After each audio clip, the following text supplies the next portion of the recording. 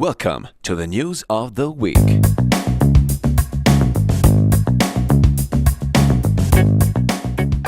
Et je m'empresse de passer la parole à Monsieur Breton, que je remercie chaleureusement de sa présence.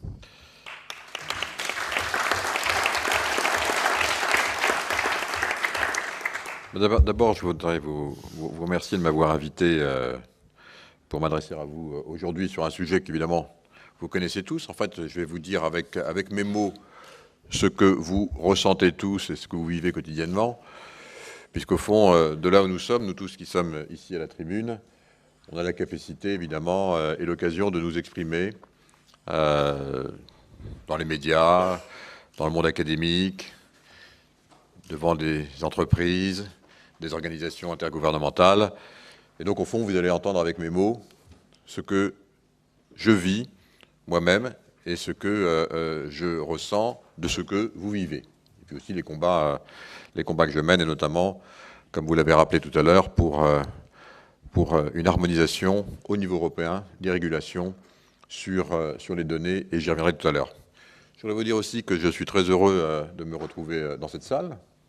C'est la dernière fois que j'y étais, c'était pour expliquer à mes collègues pourquoi il fallait absolument poursuivre la politique que je menais avec mon cabinet pour désendetter la France. C'était hélas pour la dette, pas pour moi, mais c'était hélas, mais peut-être pour la France, en 2007. La bonne nouvelle, c'est qu'on avait désendetté la France. La mauvaise nouvelle, c'est que c'était la dernière fois. Pardon. Et du reste, par rapport à ce que vous venez d'évoquer, ceci explique peut-être cela, en ce qui concerne les perspectives et les faits ricardiens que nous subissons, que nous vivons tous les uns et les autres, puisqu'entre-temps, la dette que je trouvais déjà tout à fait insupportable pour la France, avec ses 1200 milliards, est passée à pratiquement au double, c'est-à-dire près de 2100 milliards, près de 700 milliards dans le premier quinquennat, 2007-2012, et puis la suite aujourd'hui, donc hélas. Enfin, c'est un autre sujet, on pourra en reparler si vous voulez. Et j'ai quelques idées pour m'adresser à ce problème. Le numérique peut nous y aider, notamment en ce qui concerne la création de valeur. On ne va pas attendre 2025, hein. Et vos 1255 milliards, pourquoi pas 2024 du reste ou 2027, hein. Bon. Voilà, alors donc, je vais structurer mon propos en quatre parties, si on veut bien. Et pour vous dire pourquoi, évidemment, moi-même, je suis un acteur absolument convaincu de tout ça, vous le savez, aussi bien en ce qui concerne le rôle que je tiens à la tête d'Atos, donc, qui est une société de technologie de l'information. C'est comme ça que nous, on se baptise, puisqu'on a, chez Atos, on couvre toute la gamme pratiquement des technologies de l'information. On l'a voulu pour ça, et pas par hasard, avec près de 100 000 ingénieurs aujourd'hui, plus forte et plus grande coopération franco-allemande. Vous voyez, on a suivi la recommandation du G9+, puisque c'est la plus grosse coopération franco-allemande depuis Airbus. Nous avons réintégré 33 000 ingénieurs de Siemens pour créer précisément cette plateforme unique en Europe, aussi bien en ce qui concerne les services, je dirais, classiques, traditionnels, qui accompagnent les entreprises. Notre vocation, c'est vraiment d'accompagner les entreprises européennes et mondiales, bien sûr, mais européennes en premier lieu, dans la transformation digitale, mais aussi de leur fournir toutes les technologies qui vont bien pour cela, et de façon sécurisée, la sécurité des informations devenant un enjeu absolument essentiel pour nos clients, pour nos entreprises et pour le continent européen. Bon, alors d'abord, je vous dirai un mot sur la troisième révolution digitale qui a commencé dans les services B2C. La troisième révolution, voilà, c'est les mots, il faut toujours faire attention quand on appelle révolution, mais enfin, c'est ce qu'on dit. Alors bon, alors j'applique ce vocable, même si je n'aime pas trop m'y reconnaître, parce que dans la révolution, on a l'impression qu'il y a des ruptures, etc. Or, on est quand même dans une phase de continuité, mais malgré tout, pour beaucoup de nos clients, c'est vécu comme une révolution qui va profondément transformer l'industrie du monde des B2B dans les années à venir. Les progrès de cette formidable mutation digitale, troisième révolution, comme certains l'appellent dans l'industrie, sont accélérés évidemment par l'impact des technologies de l'information, qui sont absolument majeures au cours des dernières années. Je vais y revenir, parce qu'on est vraiment dans un monde où les technologies reprennent le dessus.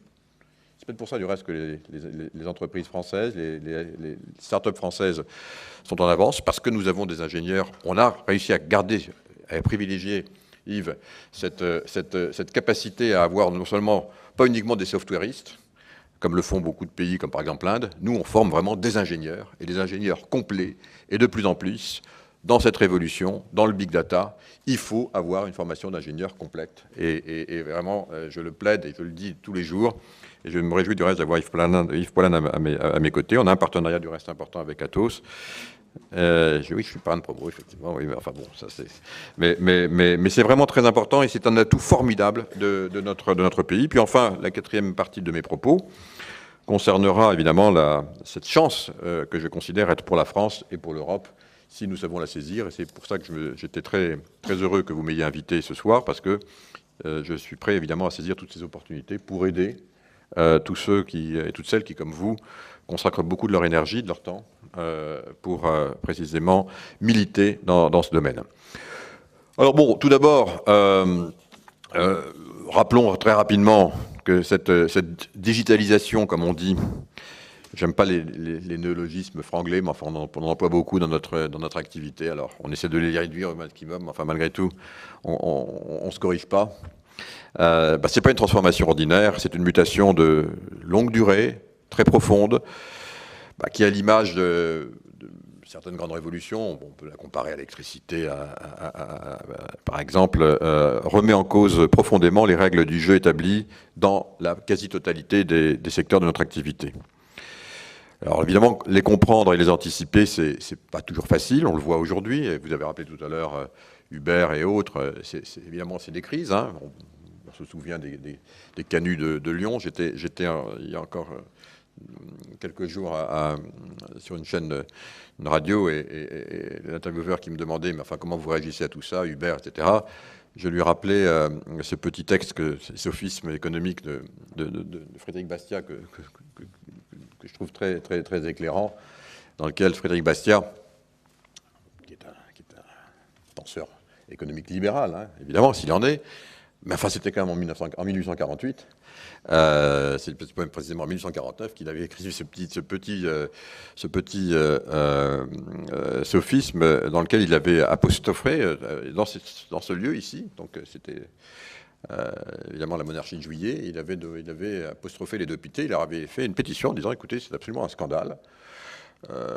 Moi, je demande vraiment qu'il y ait une loi pour protéger les fabricants de chandelles et autres industriels de la lumière, parce que finalement, il y a une concurrence déloyale qui est absolument intolérable avec le soleil.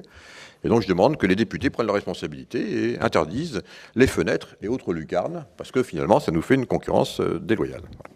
Je ferme cette parenthèse pour vous dire que vous voyez finalement ce que nous vivons tous dans nos activités, ça ne date pas d'hier, ni même d'avant-hier. Ayons-le à l'esprit, il faut toujours avoir l'histoire, parce que finalement, ça nous rend plus forts dans les combats que nous menons aujourd'hui. D'autres les ont menés dans leur temps, dans leur environnement, à leur époque.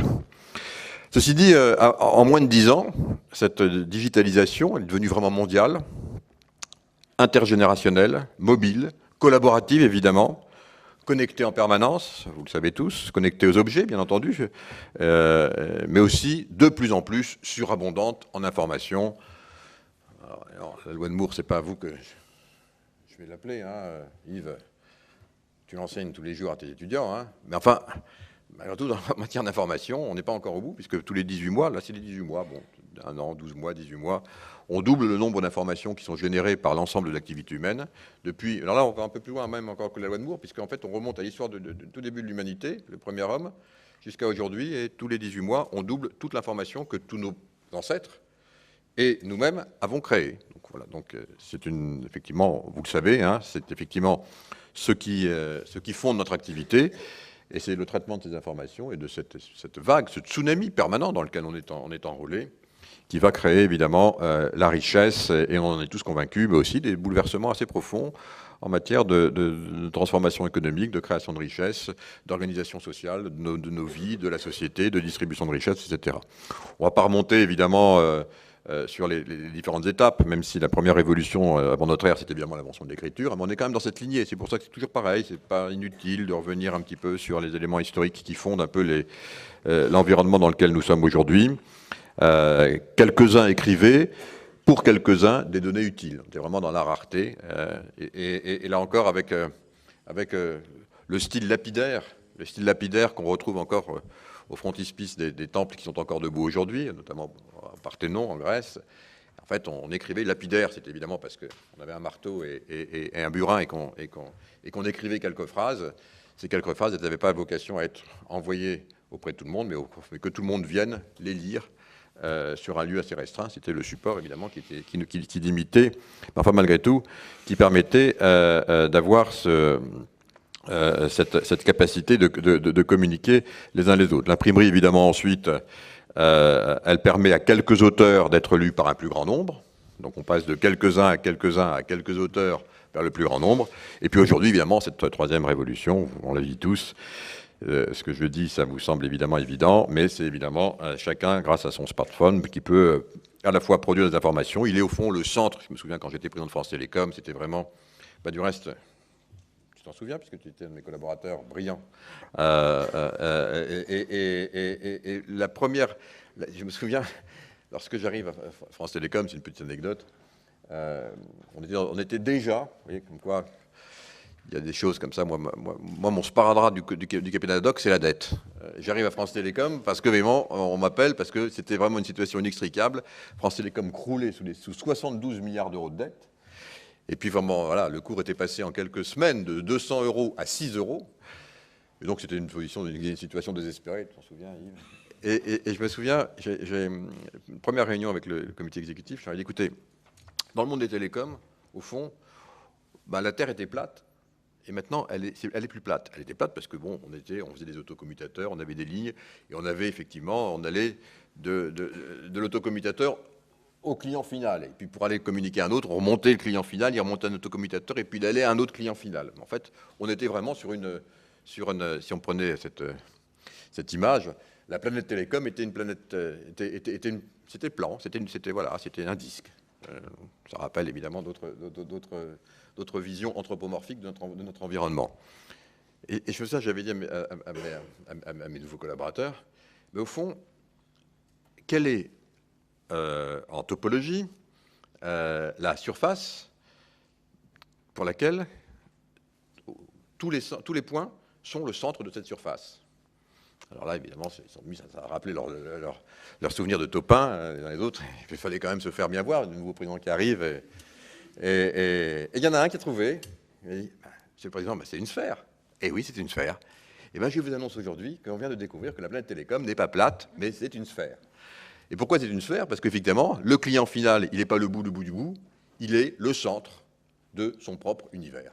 Et chaque client est le centre de son propre univers informationnel. Cette petite révolution, c'est tout simple à expliquer, mais c'est exactement ce que nous vivons. Nous sommes tous au centre de notre propre univers informationnel. Et donc, il faut organiser, j'avais dit à mes collaborateurs, la mutation de France Télécom, ça va être, non pas d'avoir le client qui est au bout du bout, mais au fond, de mettre le client au centre de tout, parce qu'il va falloir lui fournir l'infrastructure, les systèmes, les logiciels, tout ce qui fait qu'il va pouvoir être effectivement le rayonnant, mais aussi le communicant de son propre système informationnel. Et donc, c'est comme ça que la planète Télécom, l'espace Télécom est devenu une planète chez nous, chez France Télécom, et qu'on a, finalement, on a réduit la dette là aussi, puisqu'en 3 ans, on l'a divisé par 2. Tu te souviens, Yves? Voilà, bon.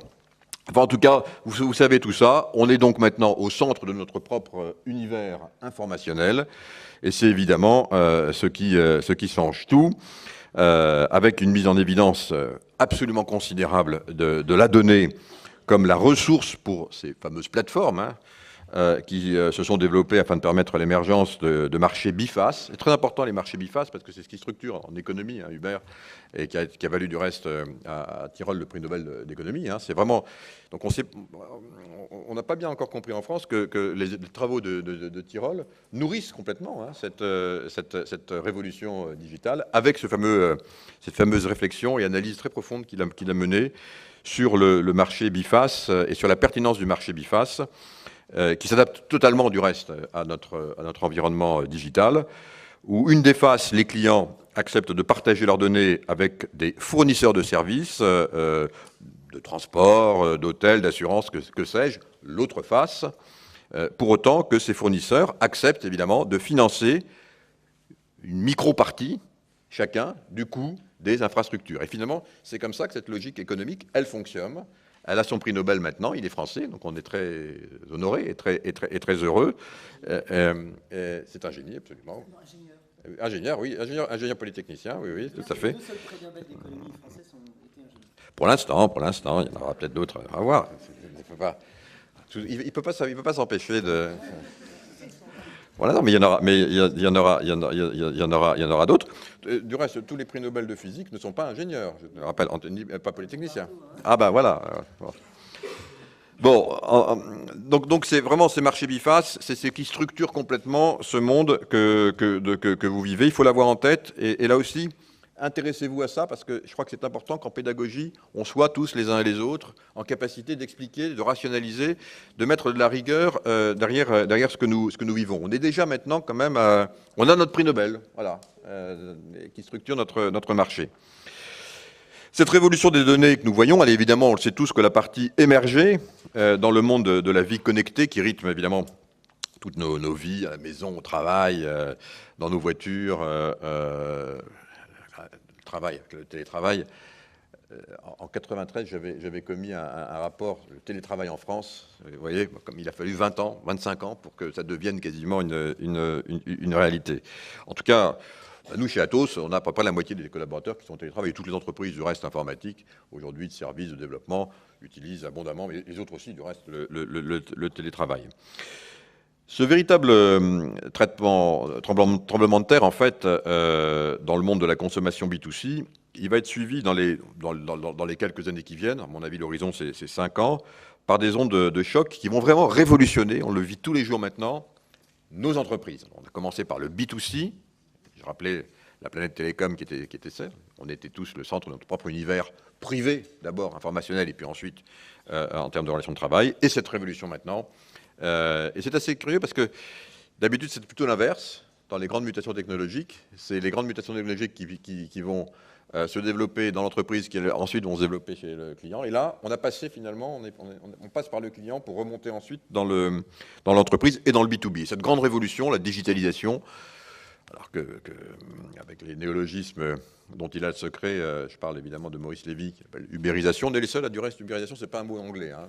N'allez pas vous amuser à dire ubérisation en anglais, personne ne comprend rien. Hein. Donc c'est vraiment un petit néologisme franco-français, mais enfin bon, il a son effet, il a eu sa petite résonance, et on peut comme ça expliquer ce que nous vivons. En tout cas, ce qui est certain, c'est que notre horizon là, pour cette transformation, c'est 5 ans. C'est vraiment maintenant, entre maintenant et 2020. On est complètement dedans. Donc je pense que l'horizon que vous vous êtes donné, avec un point de passage à 2017, me semble tout à fait pertinent.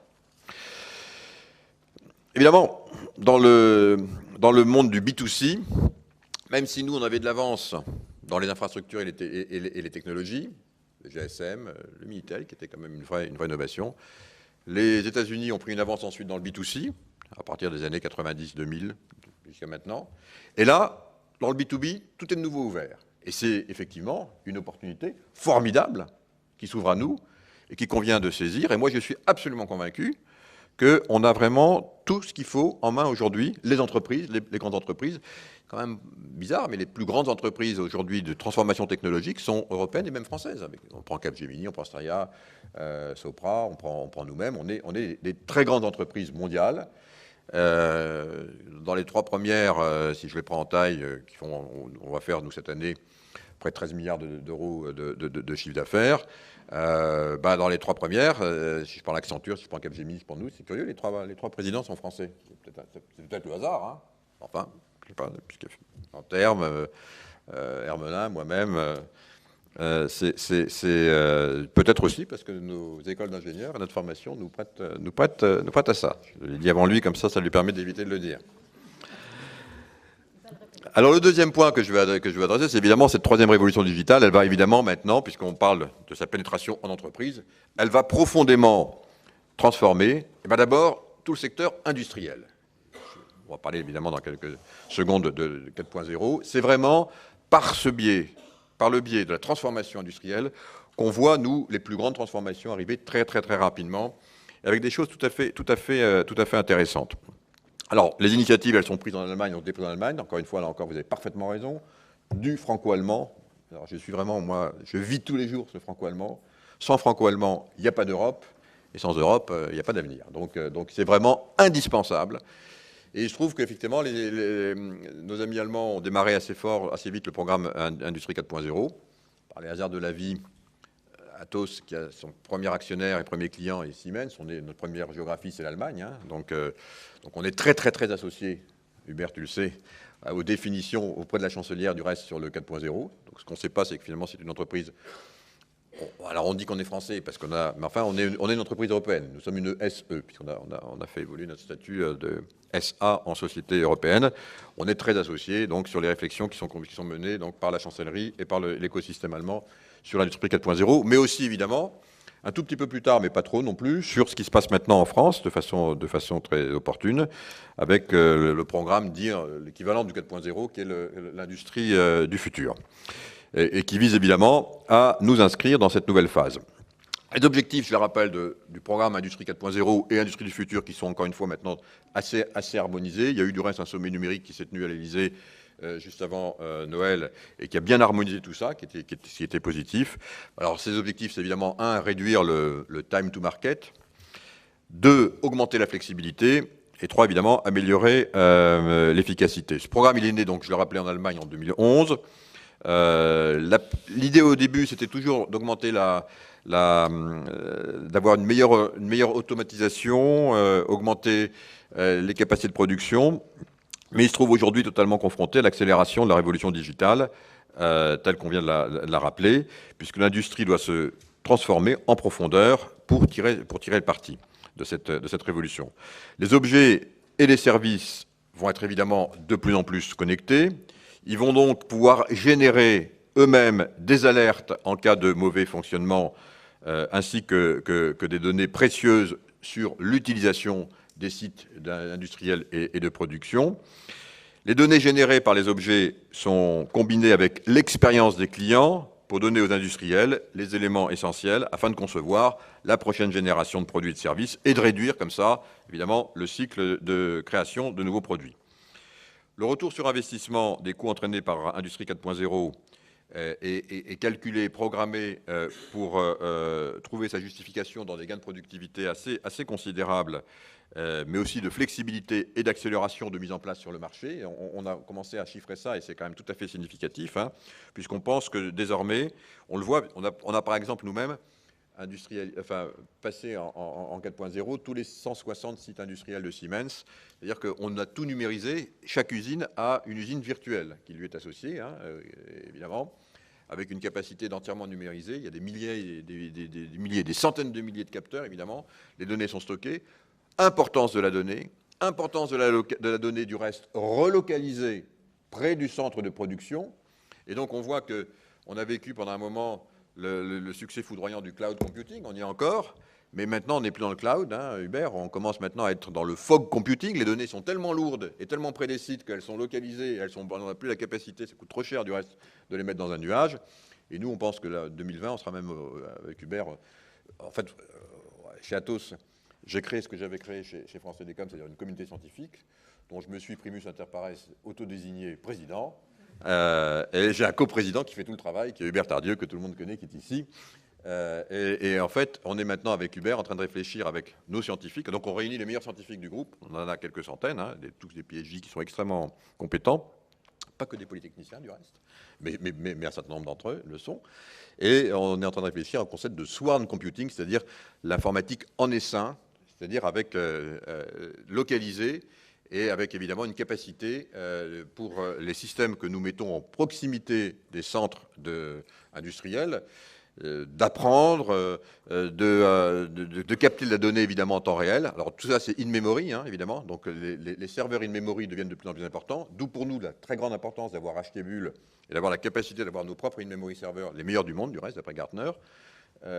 Qui sont, donc on est très content de ça et assez fiers parce que ça montre qu'on a quand même réussi à préserver et à développer une industrie du HPC en Europe, c'est la seule du reste et qui est extrêmement en très forte croissance est très profitable et de très grande qualité, puisqu'on a 3 concurrents qui sont essentiellement créés, qui sont Fujitsu et nous-mêmes. Donc on est là aussi on a ce qu'il faut, il nous semble, pour pouvoir répondre à cette nouvelle évolution après le cloud, le fog, après le fog, le swarm, c'est-à-dire d'avoir des objets, des capteurs qui sont de plus en plus intelligents, qui apprennent, qui s'enrichissent eux-mêmes, et des données qui sont évidemment de plus en plus nombreuses, mais dont on va apprendre à faire le tri. Il y en a qu'on va vouloir garder, et qui forment finalement la base extrêmement importante du savoir-faire, de tout ce qui va faire la différence chez nos clients, notamment chez nos clients industriels, et puis des données qui sont des données qui ont une vocation plutôt à alerter et à apprendre, et qu'on va se dépêcher de faire oublier, d'abord parce qu'elles sont trop lourdes à stocker, et finalement elles n'ont qu'une utilité qui est une utilité plutôt temporelle qu'autre chose. Voilà, donc ça c'est vraiment les sujets sur lesquels on travaille, on est très avancé là-dessus, et vraiment je le dis parce que on a développé la plus grande plateforme ANA aujourd'hui au monde avec Siemens, et c'est Atos et Siemens qui l'ont fait. Gartner, Magic Quadrant, tout à fait en haut à droite, devant tous les Américains. Donc je le dis parce qu'il n'y a pas de fatalité. Hein. Et on a fait ça nous-mêmes. Je veux dire, on n'est pas parce que les clients le veulent. Et donc c'est pour ça que la bataille du B2B, elle n'est pas du tout perdue. Et je pense même qu'on a des tas de raisons pour la gagner. Alors le troisième point, évidemment, c'est que les progrès attendus par cette troisième révolution digitale dans l'industrie sont évidemment accélérés. Je viens d'en parler un petit peu, mais je vais le développer un peu plus, parce que c'est très important d'avoir ces concepts. Comme tout, hein, on est malgré tout quand même plutôt des ingénieurs, plutôt techniciens. On doit manipuler des concepts, il faut qu'on les accepte. Et donc je vais y revenir un peu sur ces concepts qui structurent aujourd'hui notre pensée et notre action. D'abord, ça a été rendu possible par la convergence, je l'ai dit, du cloud, avec les évolutions que je viens de vous décrire, de la mobilité évidemment, des réseaux sociaux et du big data. Ça, c'est vraiment les 4 briques qui nous permettent aujourd'hui d'être réunis et d'avoir les discussions que vous allez avoir toute la soirée.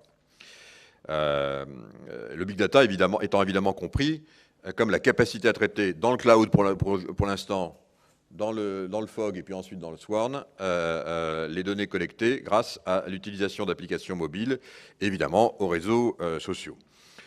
Le big data a permis de mettre en œuvre évidemment de l'analytique, principalement prédictif pour l'instant.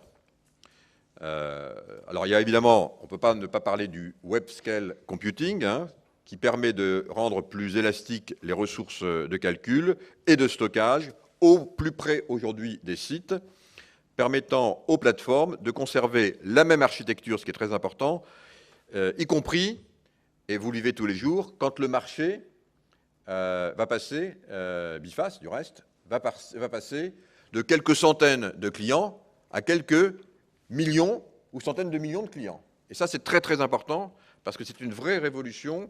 Donc nous, on doit vraiment toujours concevoir, et on conçoit en permanence, on a la capacité d'avoir cette élasticité avec le web scale computing. Dans l'industrie du reste, on s'appuie déjà sur les données, donc, comme je l'ai dit, qui étaient générées par l'usage, hein, et par la consommation des ressources, pour faire maintenant du reste, dans tous les sites où on est, de la maintenance prédictive. On fait même mieux du reste, parce qu'on fait de la maintenance prédictive, mais grâce aussi à l'impression 3D, on est même maintenant en capacité, ce qu'on commence à faire pour nos clients, c'est-à-dire d'avoir également sur site déjà des pièces dont on va identifier, parce qu'on a l'habitude, parce qu'on les suit, donc le système va identifier à partir de quand elle commence potentiellement à s'user et donc devenir dangereuse, et on va directement avoir sur site donc la pièce de rechange qui peut être fabriquée. C'est pas de la science-fiction, c'est ce qu'on fait, hein. Donc on est vraiment, vous le savez tout ça, mais c'est bien d'en parler, parce que du coup derrière, l'impact social auquel vous faisiez référence, c'est évidemment un recentrage des compétences et près des lieux de production, de l'intelligence, la nécessité d'avoir les données en proximité, et en tout état de cause, pour celles qui ne le sont pas, d'avoir une régulation qui soit de plus en plus harmonisée, évidemment au niveau européen, évidemment au niveau franco-allemand, J'ai mené ce combat, je suis très heureux du reste de vous le dire, je l'ai mené avec Jim Schnabe quand il était coprésident de SAP. On était tous les deux co-désignés, Hubert le sait, par la Commission européenne, l'ancienne commission, mais maintenant on continue ce combat avec la nouvelle. Et moi-même, j'ai milité très fortement. Encore une fois, on est tous très ouverts, on est par définition travaillé dans la technologie, on est dans un monde essentiellement ouvert, mais pour la régulation des données, et notamment des données industrielles, on a vraiment plaidé pour le fait que, en disant, aussi bien en France qu'en Allemagne, que les données industrielles doivent être stockées, processées, traitées en Europe. Tout simplement, alors bien sûr, tout le monde peut le faire, on accepte tout le monde. Il n'y a pas de nationalité derrière tout ça. Il y a tout simplement qu'on veut avoir un code de conduite commun. D'abord, pour pouvoir le faire, aujourd'hui, si je veux avoir un data center spécialisé qui va traiter des données spécialisées en France, je ne peux pas le mettre en Allemagne. Il va falloir en mettre un autre. C'est quand même incroyable. Donc il faut des régulations qui font que... Donc il faut déjà, en tout cas de façon intracommunautaire, on ait une régulation qui s'harmonise. Et puis derrière, on invite tout le monde, évidemment, à venir chez nous. Mais il se trouve qu'en Europe continentale, on conduit à droite. Bon, on demande aux gens de conduire à droite. C'est tout, voilà.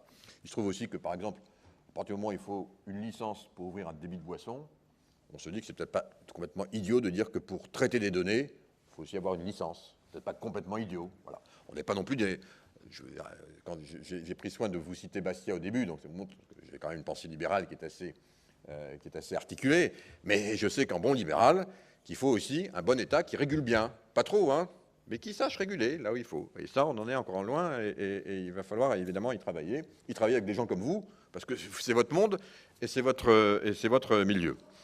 Je reviens donc à cette fameuse révolution industrielle, avec l'analytique qui devient de plus en plus prescriptif, ce qui est très important, qui permet, grâce à des actionneurs, d'automatiser les décisions en temps réel, et ça c'est vraiment, évidemment, extrêmement important, et de réagir localement au niveau des équipements ou de demander, quand c'est nécessaire, des décisions à des opérateurs. Et on voit donc là encore que de plus en plus, on a des personnels, on a moins de personnel évidemment, mais ils sont de plus en plus formés, et ce que demandent nos clients, c'est qu'ils soient en proximité. On ne demande plus, voilà, on ne veut pas avoir des opérateurs et des gens qui sont à 10 000 km ou à 6 000 km avec le time zone. On veut avoir des gens qui sont localement là. Donc il y a une espèce de retour d'un certain nombre de compétences clés, de plus en plus nombreuses, près des sites de production.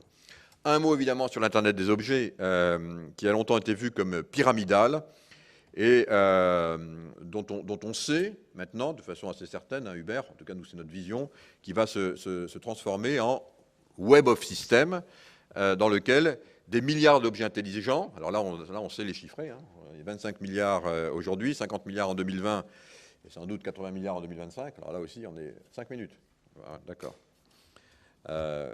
Vont se voir affecter un rôle de capteur, d'actionneur, de gateway pour constituer des architectures distribuées pour lesquelles la performance sera critique afin de satisfaire évidemment tout ce qui est cette exigence de l'analytique prescriptif. Machine learning, j'en cite encore mes concepts, hein, il faut quand même les avoir, hein, qui permet grâce à des réseaux neuronaux de bénéficier des grandes quantités de données collectées pour améliorer statistiquement les performances des algorithmes analytiques.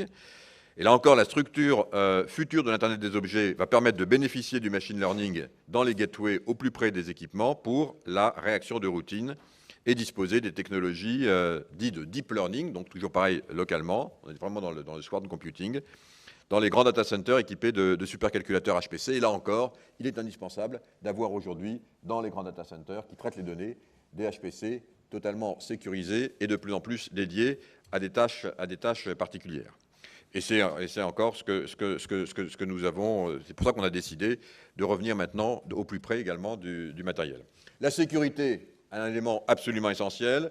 Je vais pas y revenir, mais c'est absolument essentiel et ça va devenir un sujet majeur. Et puis le manufacturing additif, j'en ai parlé tout à l'heure, c'est la fameuse impression 3D, on appelle ça manufacturing additif, qui va changer les choses.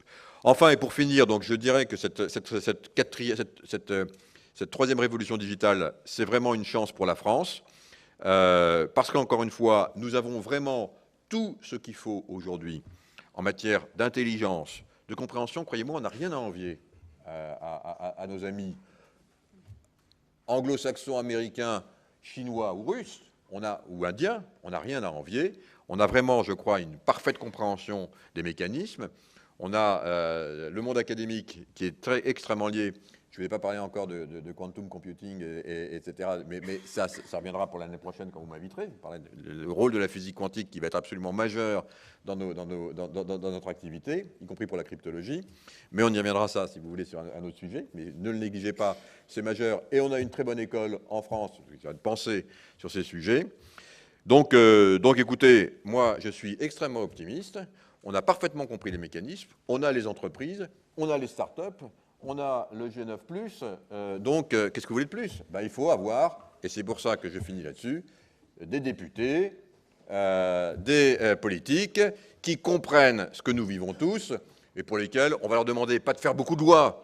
On ne va pas aller leur demander d'aller faire les lois pour fermer les fenêtres, mais tout simplement de nous aider à bâtir ensemble une régulation simple, lisible, harmonisée, et qui nous permette d'avoir non pas 150 millions de consommateurs, mais 565 millions de consommateurs unifiés par un même système de régulation en Europe.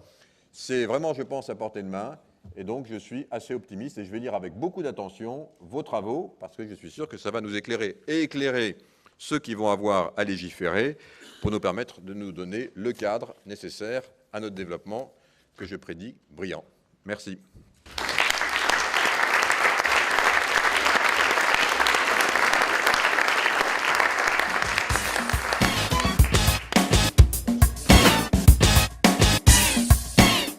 Welcome to the news of the week.